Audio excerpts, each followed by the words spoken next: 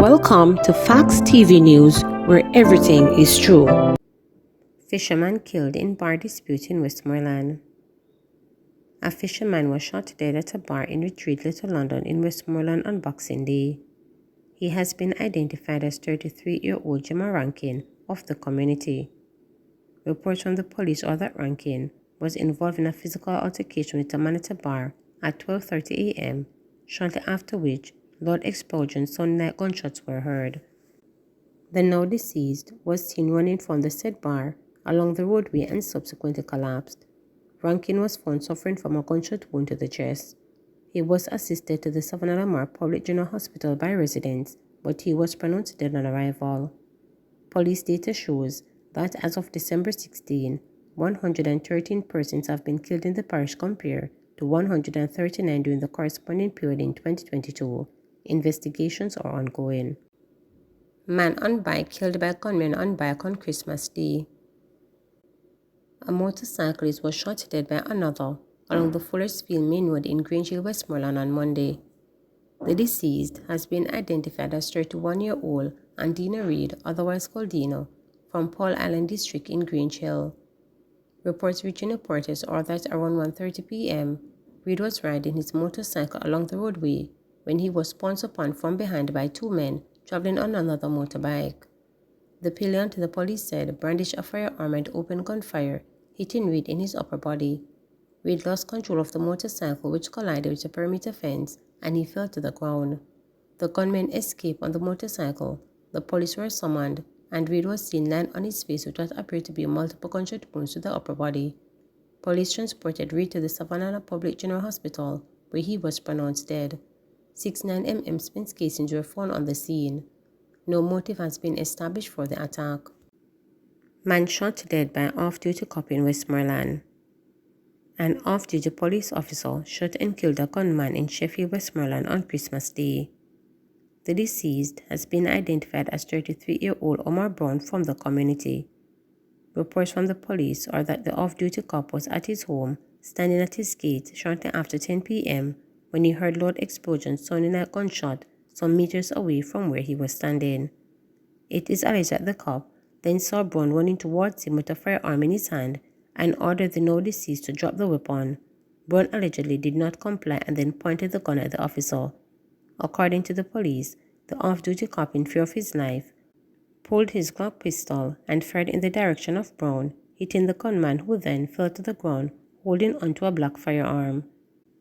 The firearm was thereafter seized and found to be a Taurus GC3 pistol with serial number erased and loaded with a magazine with 3 live rounds. The police were summoned and the now deceased was seen lying on his back with gunshot wounds to the head and the abdomen. He was later transported to the hospital by the police, where he was pronounced dead. Fish killed in recovery due to defective NWC sewage treatment plant, stated Nepal. The National Environment and Planning Agency Nepal says a fish kill in recovery on Christmas Eve is now contained. According to Nepal, approximately 50 fish were seen floating on the river on Christmas morning, and it was discovered that the pollution was due to a malfunctioning NWC sewage treatment plant at Chalmont in St. Catherine. NEPA says the defective plant caused untreated sewage to be emitted into an old John's Gully, which flows into the river. The NWC has since corrected the problem, which was due to a power outage at the plant, the environmental agency stated. NEPA added that it will be serving the NWC with an enforcement notice on Wednesday to outline specific terms to which the entity must comply as a result of the incident. It is the latest population of the recovery in St. Catherine.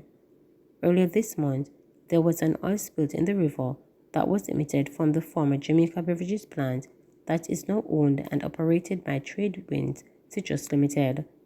NEPA also reported that directors of the Tradewind Citrus Limited have been served with an enforcement notice under the NRCA Act and a summons to appear in court under the Wildlife Protection Act. We investigated a pollution incident in the northern section of the Rio Cobre midday yesterday, and can confirm that there was a discharge of untreated sewage from a treatment facility associated with the Parliament housing scheme. So there was this discharge into the what we call the Old John's Gully that eventually leads to the Rio Cobre. So it wasn't a discharge to the Rio Cobre directly. It was to that gully that eventually discharges to the Rio Cobre. The plant is operated by the NWC, and NWC has since taken action to correct the problem. So presently there is no discharge as we had it yesterday to the Old Gully. Jamaica paying a high price for lack of peace, says church leader. President of the Jamaica Council of Churches JCC, Bishop Christine Gooden, stated that the absence of peace in many homes and families and in numerous communities across the island has come at a high price in both economic and psychosocial respects. Oh, how we need to find peace in this world today, she stated in her Christmas message as she urged Jamaicans to embrace the peace which Jesus Christ embodied. Such peace, she said, would result in gentler, less violent society. Our nation has seen continued levels of homicides which leave families ravaged and impoverished and communities cowering in fear. Many among us have suffered the horrors of gender-based violence, intimate partner violence, and domestic violence. Many of our children have been killed and abused, the JCC president stated. She said the high levels of disrespect and incivility which too many Jamaicans display is lamentable. This disregard for and departure from sound tradition of the past and best practices, which are shown by some of our leader compound, growing levels of apathy which many of our people display towards structure and order. We need to hear and we need the message, the advent, and the promise of Christmas once again, she further added. Continuing, she said, we can have right religions with God and harmonious relationship with each other. In such relationship, no one loses and everyone wins. This is so because the promotion of practice of peace means that we protect our relationships with and look out for the well-being of our neighbors. It also means that we strive for the wholeness of all members of our families, our communities, and our nation. Therefore, the peacemakers are active participants in the reign of Christ. Sydney Francis celebrates 100 years of double Christmases. Centenarian Sydney Francis, long life, has been and remains a Christmas blessing to the Springfield community of Kyle in St. Catherine. Born December 25, 1923, to farmers James Francis and Augusta Francis, the affable Sydney will keep up the tradition of stilling the toil for a living. Sydney brought the term double Christmas in sharp focus as it was the date of his 100th birthday. I am thankful for this day. Although my wife is in the hospital, I see my life as a true blessing, which flows in the footsteps of my mother, who lived until she was 107 years old, Francis stated.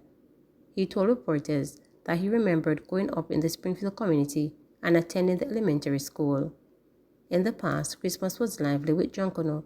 Yes, remember, as I was afraid of the devil one with the fork, but the school was full of people. But now it is different, the centenarian stated. Francis revealed that as a child, he would accompany his parents to the Highgate market to sell grown provisions. Them time they used the donkey to carry the burden, so you would have wake up to lead the donkey with the goods. But now appear motor vehicles, Francis said with a smile. Janet Francis, his youngest child, revealed that her father's constant interaction with the youth around him has helped him to keep fit and energetic. My father is always a farmer. Even now he worked the field and take care of his family. In the past, he would go to the field and my mother would sell the produce at the market, the younger Francis stated. She described Sydney as a loving father and a good provider, but a strict disciplinarian. He teaches us to be satisfied, don't envy neighbors, and to be honest. He is still loving, but don't spare the rod whenever we do something wrong, Janet remembered. Sydney has been married to his wife Enid for 48 years, and the union produced 10 children, 5 girls, 1 died, and 5 boys.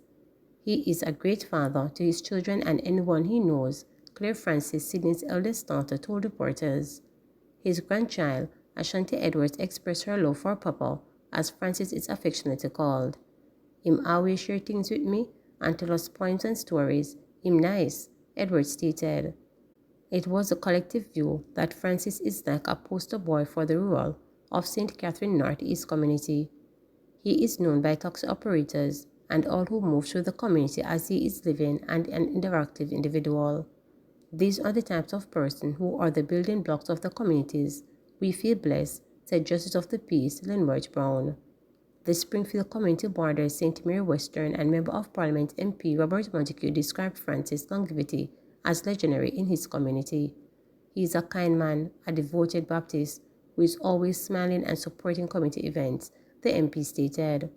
In the meantime, Leroy Dunn, Council for Guys Hill, and Kenista Morris, the MP for St. Catherine Northeastern, also celebrated Francis' achievement and wished him many more double Christmases.